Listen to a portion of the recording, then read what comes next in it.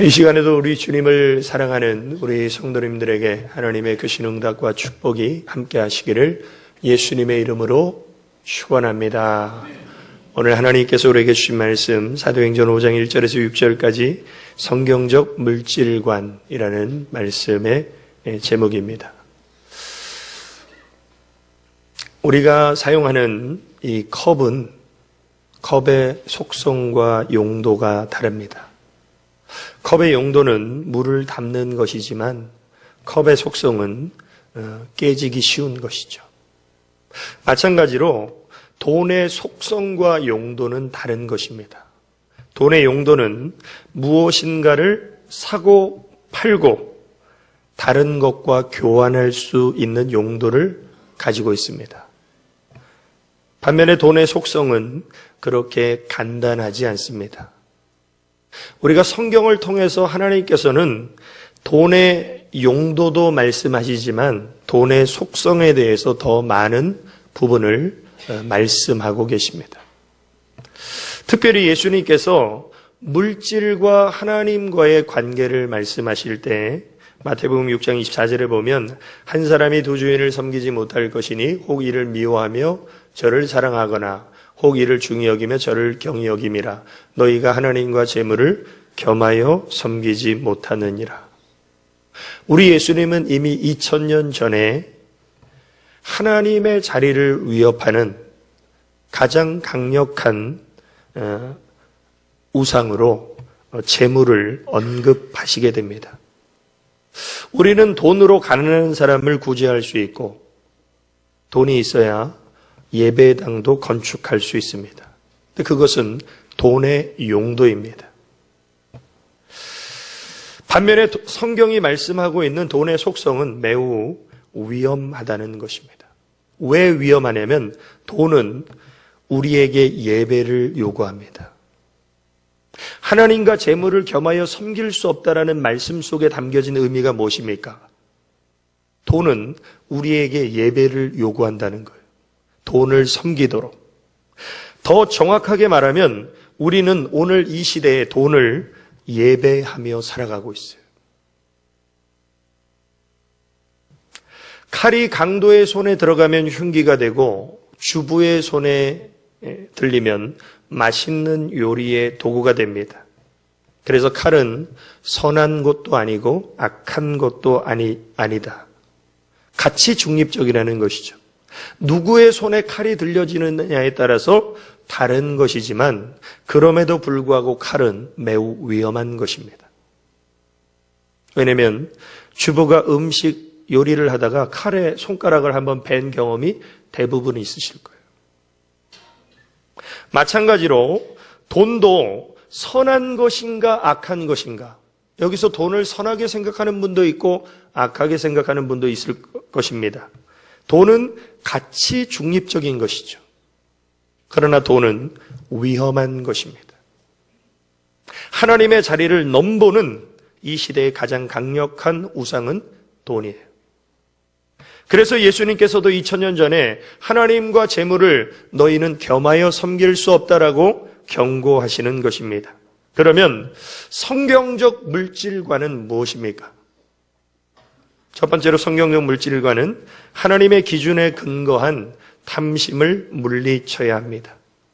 사람의 마음에는 누구나 다 욕심이라는 게 있습니다. 그리고 그 욕심이 채워지지 않을 때 다른 사람의 것을 내 것으로 빼앗고 소유하고 싶은 욕망이 인간에게 있습니다. 이것을 탐심이라고 말합니다. 그래서 예수님은 우리에게 탐심을 물리치라고 말씀하십니다. 누가복음 12장 15절에 보면 저희에게 이르시되 삼가 모든 탐심을 물리치라. 사람의 생명이 그 소유에 넉넉한 데 있지 아니하니라. 그러니까 아무리 돈이 많다고 할지라도 그 생명은 하나님의 손에 달려있죠. 그래서 돈 많다고 많은 것을 누릴 수 있지만 돈 많다고 생명을 연장시킬 수 없다라는 거예요. 돈 많다고 구원받고 돈 많다고 천국 가고 돈 많다고 영생을 얻는 것이 아니다. 오히려 부자가 하나님 나라 들어가기가 더 어렵습니다. 그래서 오늘 우리 성도님들, 내가 예수 믿기 전에 큰 부자, 내가 금수저를 물고 태어나지 않은 것에 감사하며 사시기를 바랍니다. 왜 우리 부모님이 이렇게 돈이 없어? 이렇게 불평하지 마세요. 우리 부모님이 이건희 회장이었다면 내가 예수 믿을 확률이 0.00001%도 안 되는 거예요. 왜 부자가 하나님 나라에 들어가는 게 불가능한 줄 아십니까? 부자는 하나님보다 돈을 더 의지하기 때문입니다. 그래서 우리 예수님이 3년 반의 공생애 동안에도 우리 예수님이 그 행하신 행적을 보면요, 부자 동네 안 가셨어요. 서민들, 가난한 사람들이 사는 동네만 다니셨지 부자 동네를 안 가셨습니다. 이유가 뭔지 아십니까? 그 사람들에게는 예수님이 필요 없었어요. 그 사람들에게는 복음이 필요 없었어요. 예수님을 찾아온 부자를 예수님이 만나주시긴 하셨지만 예수님이 부자를 찾아가시지 않았어요. 그래서 부자가 하나님 나라 들어가는 게 참 불가능한 일입니다. 물론 예수 믿고 부자 되는 건 축복이죠. 자, 누가복음 12장 15절에 탐심을 물리치라는 말씀을 이해하기 위해서는 그 전후의 문맥을 우리가 살펴봐야 되는데, 예수님이 누가복음 12장 1절에서 하늘나라의 복음을 전하십니다. 제자들과 무리들에게. 그런데 그 하나님 나라의 복음을 증거하시고 가르치실 때에 어떤 한 사람이 예수님께 요청을 합니다.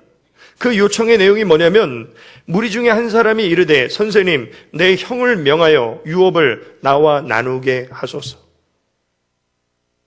이 사람이 지금 무슨 말이냐면, 내 아버지가 돌아가시고 아버지가 물려주는 유산을 형이 다 가졌다는 거예요. 이스라엘의 율법에 보면 장자에게는 특별한 혜택이 있습니다. 그래서 아버지 유산의 2배를 받을 수가 있어요. 그럼 그 율법의 원칙에 따르면 형이 3분의 1을 갖고 동생은 3분의 1을 갖게 되어 있습니다. 그런데 형이 그 동생에게 돌아갈 3분의 1도 자기가 착복한 거예요. 그래서 예수님이 좀 내 형에게 말씀해 주셔서 나에게 돌아올 유업을 좀 나눠달라는 것이죠. 여기서 볼 때 동생은 윤리적으로 나쁜 사람이 아닙니다. 오히려 도덕적 윤리적으로 나쁜 사람은 형이죠. 그런데 예수님께서는 이 동생에게 뭐라고 말씀하시냐면, 탐심을 너는 물리쳐라. 오히려 탐심은 형에게 있는 마음인데 예수님은 왜 이 동생에게 탐심을 물리치라고 말씀하셨을까요? 그리고 그 뒤에 이어서 예수님이 한 부자를 비유로 말씀하시죠. 그 부자가 어떤 부자입니까? 누가복음 12장 17절에 보면, 내가 곡식 쌓아둘 곳이 없으니 어찌할꼬 하고, 또 가로되 내가 이렇게 하리라. 내 곡간을 헐고 더 크게 짓고 내 모든 곡식과 물건을 거기 쌓아두리라. 그리고 이 부자는 정말 창고를 크게 짓고 거기 물건을 다 쌓아뒀어요. 그리고 자기 혼자 심중에 뭐라고 말하냐면, 이제 먹고 마시고 즐기며 살자. 그런데 하나님이 그 부자를 향해서 오늘 밤 내가 네 영혼 찾아갈 거다. 그러면서 하시는 말씀이 어리석은 자요. 이게 하나님의 기준이라는 것이죠. 우리는 이렇게 누가복음 12장에 나오는 부자를 향해서 우리의 인간적인 시각은 무엇입니까? 이 사람 성공했네. 복 받았네. 이 사람 인생 경영을 잘했네.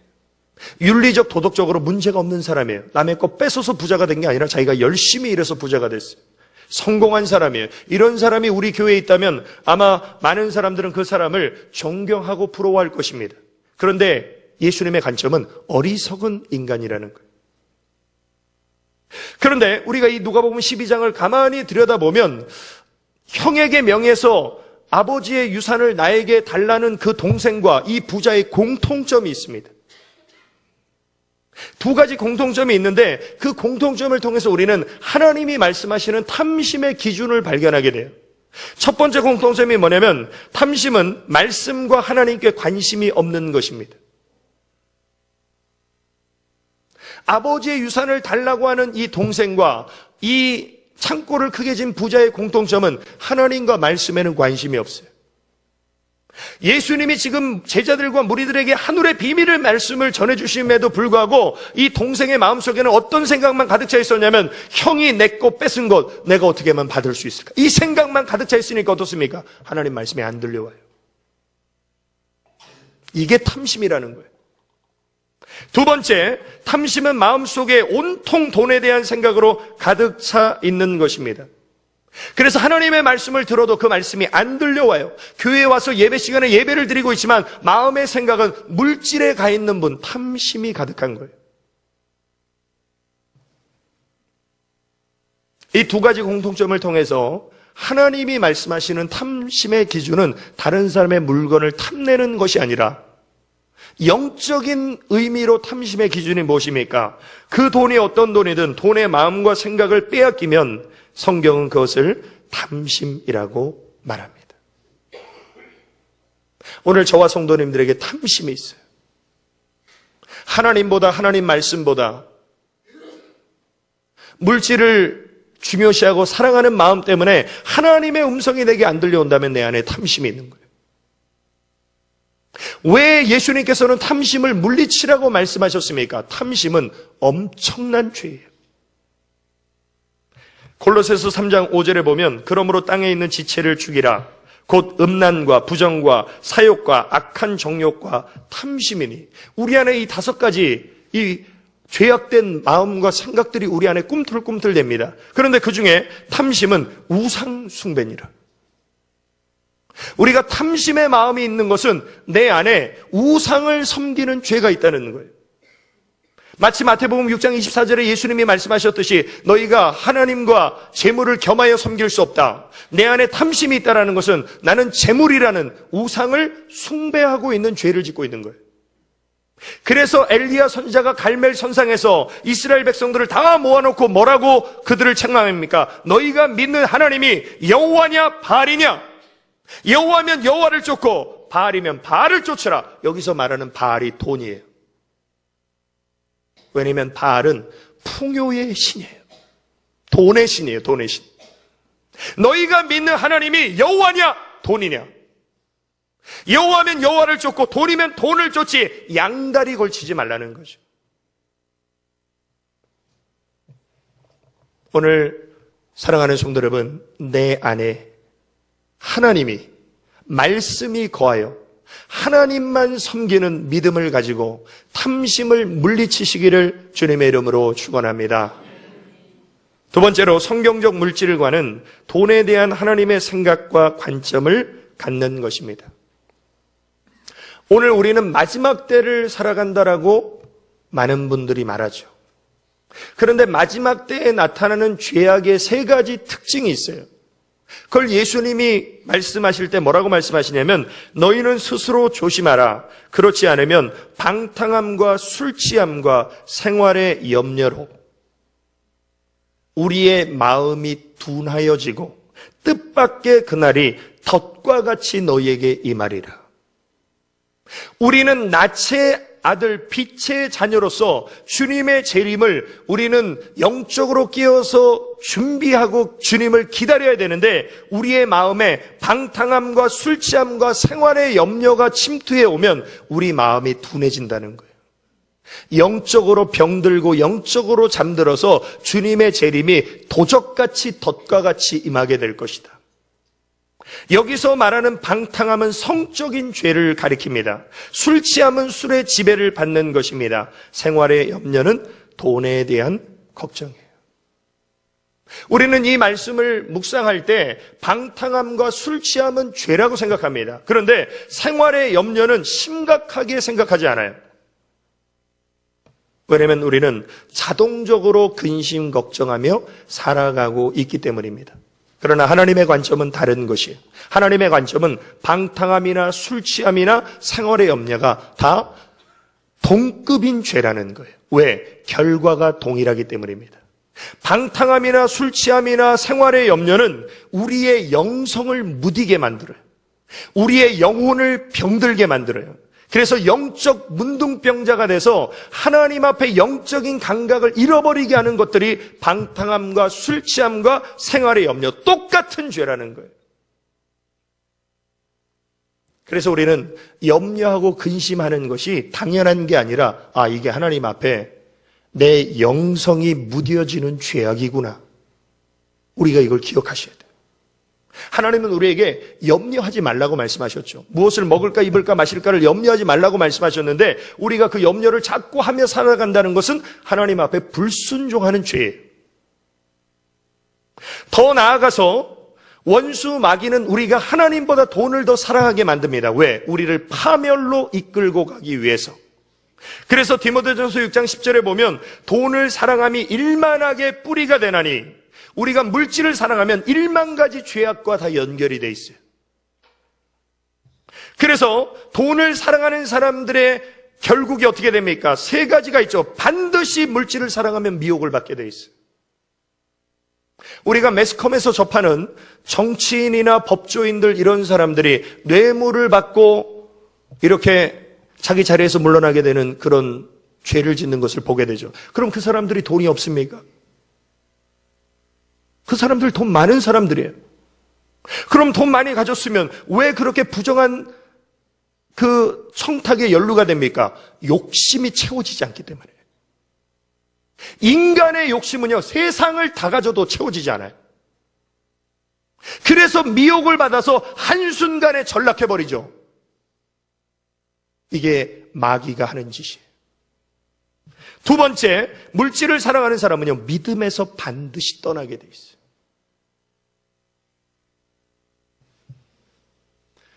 우리가 하나님을 경외하고 하나님만을 섬기는 믿음으로 산다면 우리는 신앙이 우리의 삶의 1순위가 돼야 돼요. 근데 물질을 사랑하는 사람은 신앙을 버려버립니다. 왜 그러냐면 주일날 예배드리는 시간이 아까워요. 헌금하는 게 아까워요. 이 시간에 나가서 일하고 이 시간에 돈 버는 게 더 좋아 보이고 더 바른 선택이라고 생각하는 마음이 드는 사람은 물질을 사랑하는 사람이에요. 우리가 20년, 30년 전보다 훨씬 더 잘 사는데 하나님이 많은 것을 우리에게 주셨음에도 불구하고 더 많은 것을 갖기 위해서 주일날 특근하고 나가서 돈 벌고, 그러면서 하나님으로부터 떠난 사람이 얼마나 많습니까? 우리 주변에. 3번째, 많은 근심으로서 자기를 찔렀도다. 우리는 부자들은 걱정이 없는 것으로 생각해요. 왜? 돈이 많으니까. 그런데 성경 말씀 그대로요. 돈 많은 사람일수록 걱정이 훨씬 많습니다. 왜 걱정이 많냐면 이 많은 돈을 어떻게 굴려서 더 불릴까? 이건 머리 터지게 고민하거든요. 그러니까 결국 돈 많은 부자가 걱정 없이 사는 게 아니라 더 많은 근심과 걱정이 자기를 찌르게 된다는 거예요. 더 심각한 것은 무엇이냐면 물질을 사랑하는 삶을 살게 되면 하나님 앞에 열매 없는 인생이 됩니다. 우리가 하나님 앞에 서게 될 때 너 신앙생활 몇 년 했어? 직분은 뭐야? 교회에서 무슨 봉사하고 충성했어? 하나님 그런 거 안 물어보세요. 우리가 하나님 앞에 섰을 때 하나님 뭘 물어보시는 줄 아십니까? 너 내가 기뻐하는 열매를 맺었니? 그런데 우리가 성경에 보면 하나님이 기뻐하시는 열매를 맺는 사람은 옥토밭이에요. 옥토밭을 제외한 나머지 밭은요, 열매가 없어요. 그 중에 가시밭은 신앙생활을 오래 한 사람들을 비유로 말하는 거예요. 신앙생활 오래 해서 믿음의 뿌리도 있어요. 그런데 이 가시밭은 열매를 맺지 못합니다. 그 이유가 뭔가 성경에 보니까 세상의 염려와 재리의 유혹과 기타 욕심이 이 마음에 들어와서 말씀을 막아 결실치 못하게 되는 자예요. 그러니까 우리가 물질을 사랑하게 되면 내 안에 근심 걱정이 가득해서 유혹에 자꾸 넘어져서 하나님 앞에 열매 없는 삶을 살게 된다는 거예요. 결국 하나님의 말씀의 결론은 무엇입니까? 물질을 사랑하는 사람은 반드시 불행하고 비참해질 것이다. 이것을 부부관계에 적용해 보면 어떤 남편이 자기 아내 외에 다른 여자를 사랑합니다. 그럼 그 사람이 행복할 수 있습니까? 부인 눈치 보면서 양다리 걸치다가 어느 순간 이제 결정되면요, 이혼하든지 갈라서게 되죠. 애들 다 고통스럽게 되죠.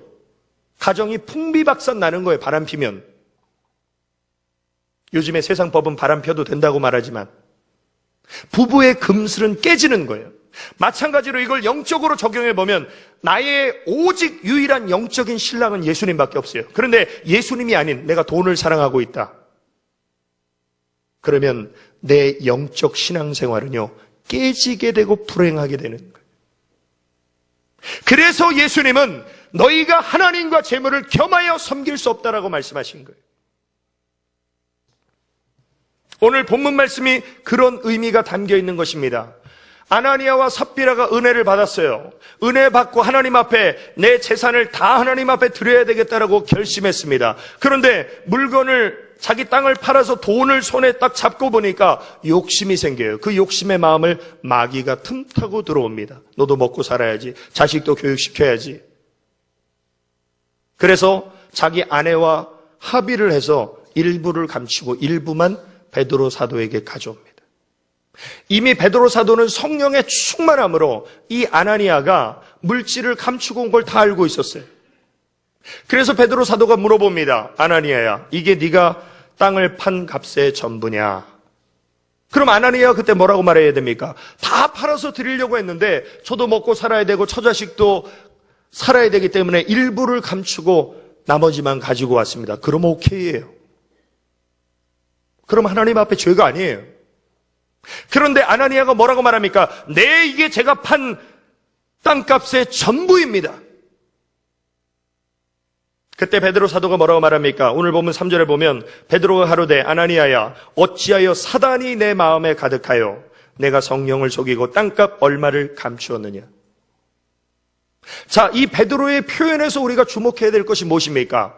아나니아야, 어찌하여 욕심이 내 마음에 가득하여 내가 성령을 속였느냐, 이렇게 말씀하는 것이 일반적인데 욕심이 아닌 사단이 들어갔죠.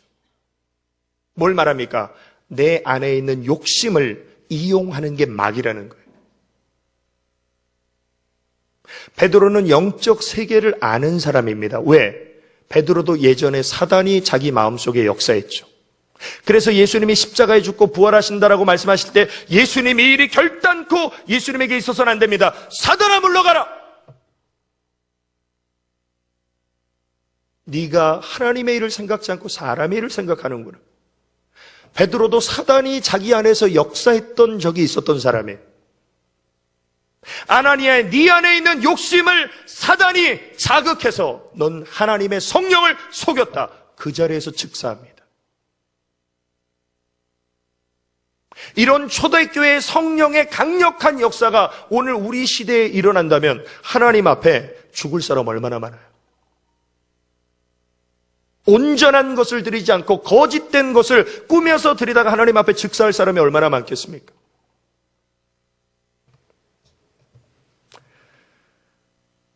우리는 하나님을 전지전능하시다라고 고백은 잘하는데 그 전지전능하신 하나님을 의식하지 않으며 살 때가 너무 많다는 거예요. 또 사도행전 8장에 보면 마술사 시몬이 예수님의 제자들이 막 능력을 행하고 병을 고치고 귀신을 쫓아내는 이런 능력을 보면서 그 능력을 자기도 갖고 싶었어요.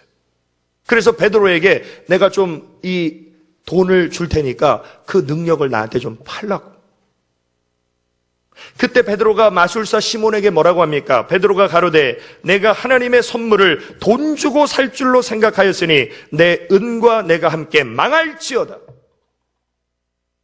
하나님의 은사, 하나님의 능력, 하나님의 선물, 하나님의 구원은요, 돈 주고 사는 게 아니에요.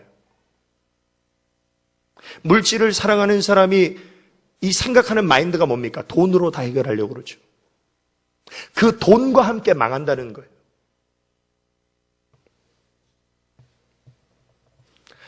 예수님의 12제자 중에 인간적으로 가장 똑똑했던 사람이 가룟 유다입니다. 왜? 예수님의 그 돈깨를 맡고 있었어요. 그런데 예수님의 12제자 중에는 마태라는 세리가 있었어요. 마태라는 세리를 제껴버리고 자기가 돈깨를 맡을 정도로 머리가 잘 돌아가는 사람이 가룟 유다예요. 그런데 그 가룟 유다가 예수님의 돈깨를 맡고 있으면 거기서 슬쩍슬쩍 돈을 빼먹습니다. 빼먹는 재미가 쏠쏠한 거예요. 그러다 보니까 어떻게 돼요? 바늘도둑이 소도둑 돼버려요. 그 욕심을 마귀가 틈타고 들어와서 너 예수님 팔아먹고 팔자 고쳐라.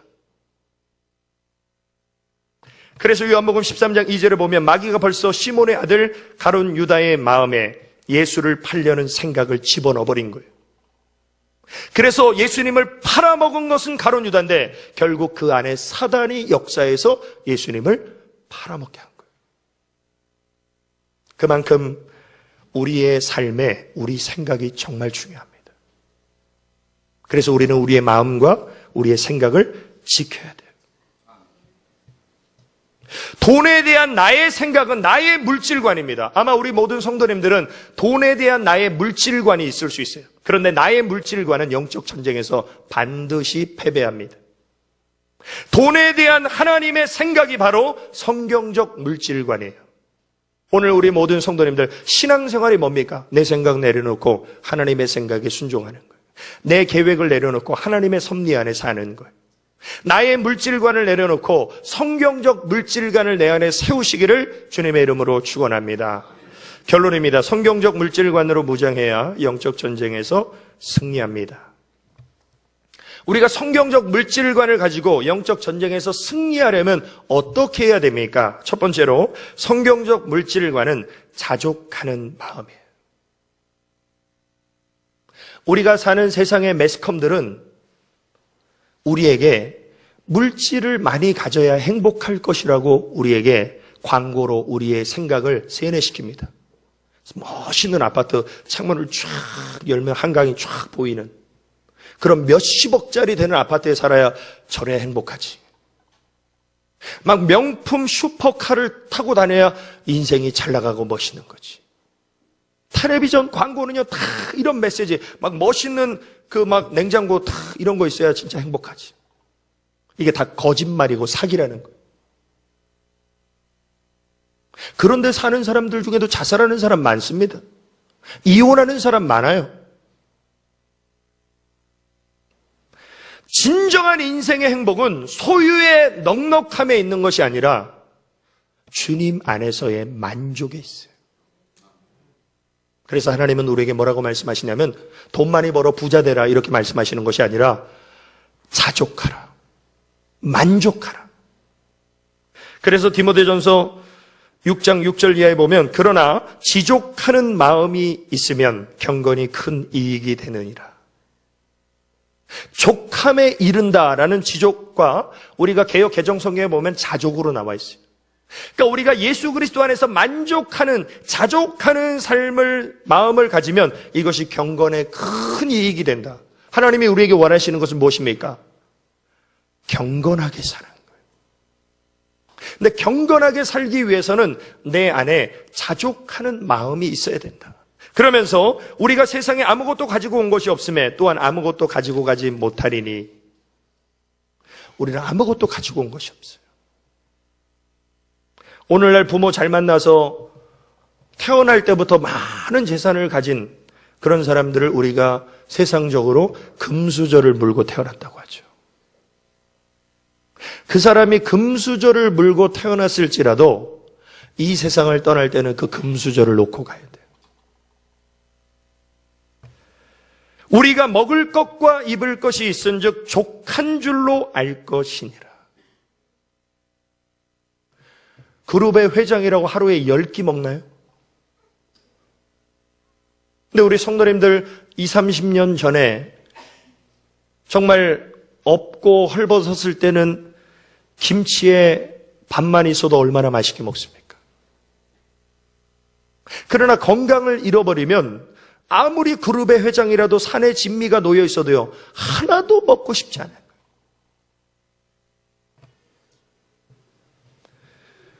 우리는 아무것도 가지고 온 것이 없고 인생의 어느 날 하나님이 우리를 부르시면 아무것도 안 가지고 하나님 앞에 가게 됩니다.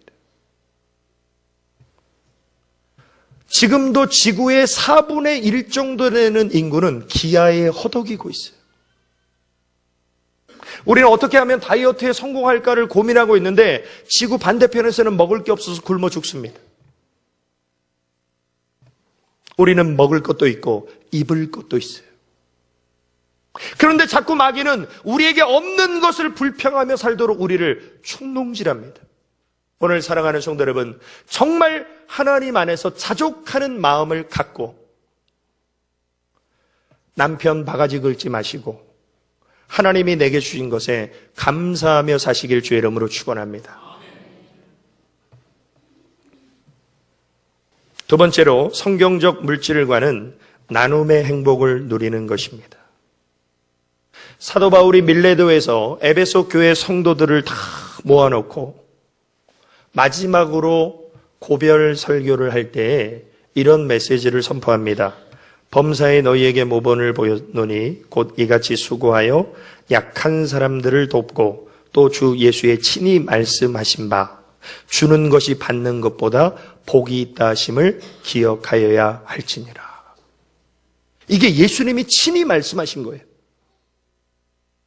우리가 사는 세상은 주는 것보다 받는 게 복이 있다라고 말합니다. 그래서 다른 사람한테 많이 받고 많은 섬김을 받고 많은 대접을 받으면 저 사람 성공했네, 복 있는 사람이네. 이게 세상의 원리예요. 근데 하나님의 원리는 무엇입니까? 주는 게 복이 있다는 거예요.